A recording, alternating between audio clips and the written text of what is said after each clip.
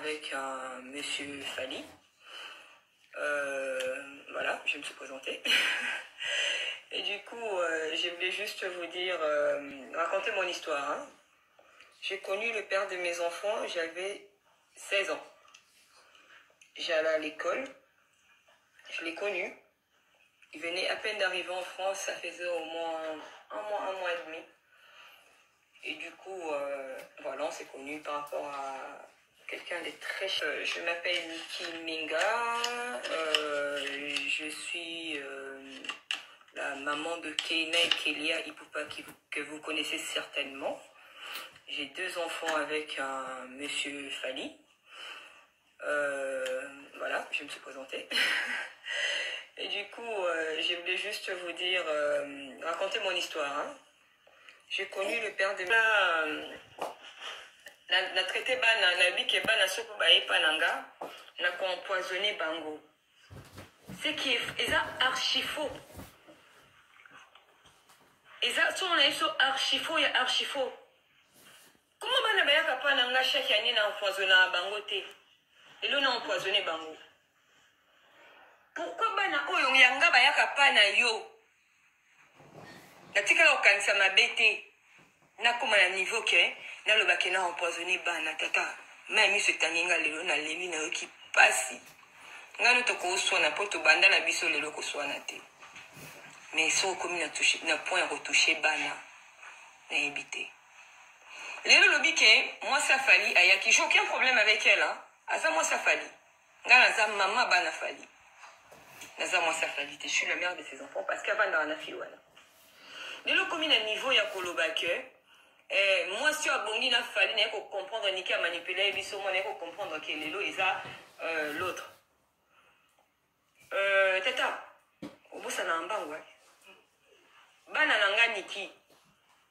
Il n'y a même pas 1 mois, même pas 2 mois, pardon. Tu m'as dit que Bananga va kende. Jamais yoko kangali sinon nanda kwa Fali. Jamais Bananga va ko sangana na bana, va ko kende nanda kwa ya nana. Parce que Nana est capable de faire bango mappé. Parce que Nana est capable de faire bango détruire bango. Au bossani yango maman ngai. Hein? Vraiment bossani.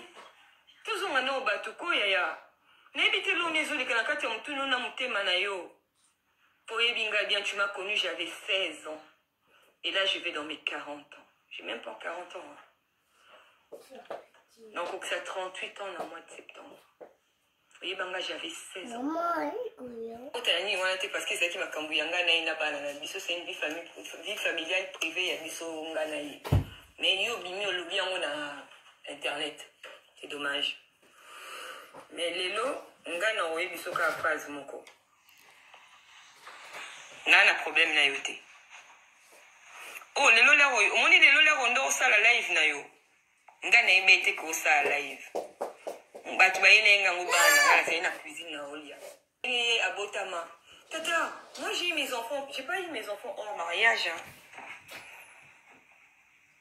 Peut-être Keina hors mariage parce que j'étais encore j'ai eu Keina 3 mois avant mes 19 ans je l'ai eu au mois de juin regarde 19 ans on a septembre après 1 an et demi après qu'il était au ça mariage mais Keina la beauté na mariage la beauté Keina na makanguta oh, que le bic est gagné qui n'a pas bima. La zone a d'accord à 2h du matin. Moi, si il y a des balles en zone à 2h du matin, on va dans mon appel. N'a mon bal, il faut faire la bébé. N'a pas moulou, il faut mon angaya. N'a pas papa nanga, mon songe, maman nanga, mon loup, baka nanga. Ma cambo, ya basi, ya mi ban, ya ko tromper, mi bal, pas la biche existe à côté. Pas la biche existe à côté. Alors, Nanina éclaircir boye. Boyo kanga bien. Là, on a commis la zème, Tozaki n'a Fali à Kinshasa le 28 juillet 2004, pardon. Je devais avoir mes règles le 1er août 2005, je ne les ai pas eues. La zue à règle n'a été. Mais Koubenga Fali, Bazaki na Gabon. Pays moko Afrique, Gabon et tout ça, Bakenek, Baoto Kende. Mon colo, que tu as un avion pour Kende aéroport. Tu as un problème, tu as un 34 quai de Dion, bouton 92 800 plutôt. Na boîte aux lettres, monsieur et madame Ipupa. parce qu'on était mariés à la mairie depuis tôt. Beaucoup qui s'est renseigné. Donc, on a les athées. Donc, quand on est l'aéroport, il y avait, c'était un petit atout d'Arani, et souvent, je ne suis pas là à citer les noms pour ne pas créer des polémiques qui ne servent à rien.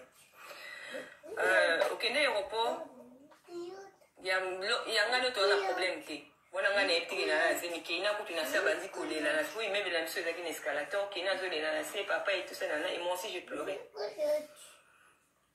On a dit qu'il fallait voyager dans Kokaraku. Je suis allée chez mes parents à Lyon. On a dormi partout. On a mis ça parce qu'il fallait des camarades nanga, meilleurs amis nanga, confidents nanga.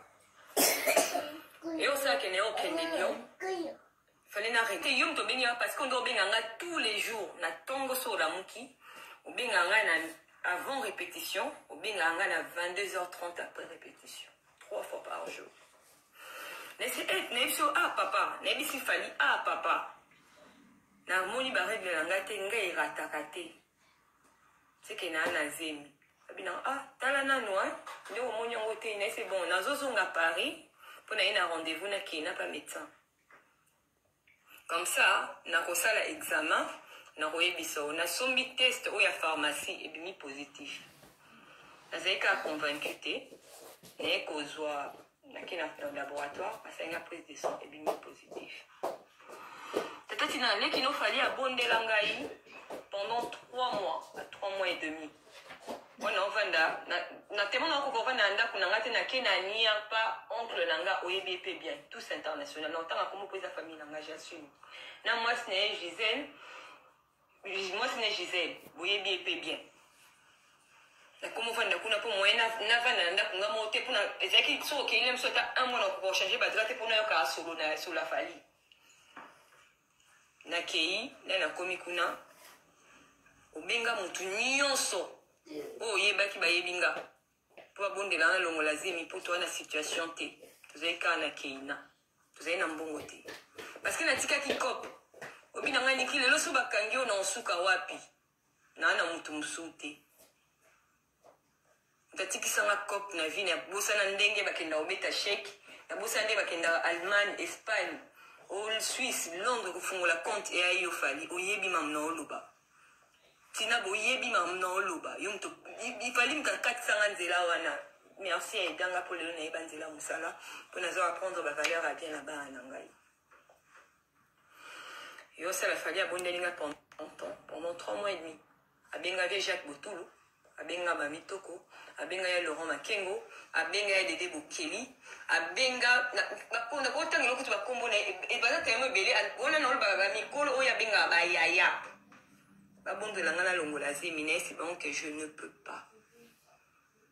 Et pour réponse, on appelle ça qu'on a papa na ko longola zémine. Télé na yeba kanzambe te. Na lingé na longola. Mais là, na ko yeba nzambe. Na bi na longola te. Na tante na ngai Gisèle, ouais, moi ça tu es tous international. Alors bi na ngai nikyo longola zémine te. Fallait bosser l'attention. De bosser la kiangote. Nga na za chrétienne, na za croyante. Na ko permettre yoto longola zémine. Yongo mona ke na chei ndeza kamare na kelia. Kwa soutenanga ebandeliti suka ya zemi nanga. Na bota bana makangote. Na saki nduma anda kwa libala tete. Faliez à la faliez à bino conscience na bino famille mobimba. Boyebi que bomonanga la mobilité. Boyoka parce que les gens aiment bien parler na ko kanga batu muno côté. Mais l'éducation na école na biso, c'est des choses que na koiko sala te na za muluba. Nete so bino baluba bazalia na kati bazo yoka. Nete so baluba bazala bazo yoka. Mais lelo lobi ke nana ye na poto po sangisa bana yonga la péter les plombs. Kengala ye nana ye na poto po sangisa bana nga la péter les plombs. C'est archi faux. Nana ne connaît pas mes enfants. C'était au mois de novembre. Vous avez un confinement. Nanda on salade parce que Moussa Nangaï et permettait à dire que na sala na zananini. Na Moussa Nanga c'est que ça là que téléphone ya Keina et sonna j'étais dans ma chambre. Keina il a un téléphone. Abi nanga maman Marco il est à Kinshasa. alobi ke maman aza na besoin sola na yo parce que nga linga bana nga makola basala bandeko ne demande batuna ngelo nyonso basalaka maman makosa iso demande esi bango boyamba c'est votre frère baza makila na bino nakokabola bino jamais boyamba keina kelia pareil basala relation na bango bomona 17 ans keina on a ça la fête na salle na restaurant na Champs-Élysées nga kutu nazalaka te mais écréa polémique et comme écréa que pourquoi Makosi ça qui fait wana malgré nga nazalaki te ke ba Makosi sako maman na Makosi ça ba ke Makosi sako sangala ba na ngate mais na ki pa ngote donc il y a même pas un mois de tous un anniversaire mon année Makosi ça qui wana azaki na bandeko na ye là côté Pessimoti c'est un enfant un garçon poli posé bien élevé donc je peux dire pour le bon moi là t'es jamais d'accord constaté c'est bonsoir maman ça va mon fils ça s'arrête là point barre à celui là bandeko na bazaki na ye mais maman na ye là ayo kiango elle a pété les plombs azu avion aïe Mto ndenge yo lobi kongo o sala o la tsake aya ki po sangisa bana akon silikate parce que tozaki fête moko na mwana ngala mona ki on normal yo kenela kele babima mo ba singa toke cinéma na Marco OK atana na musala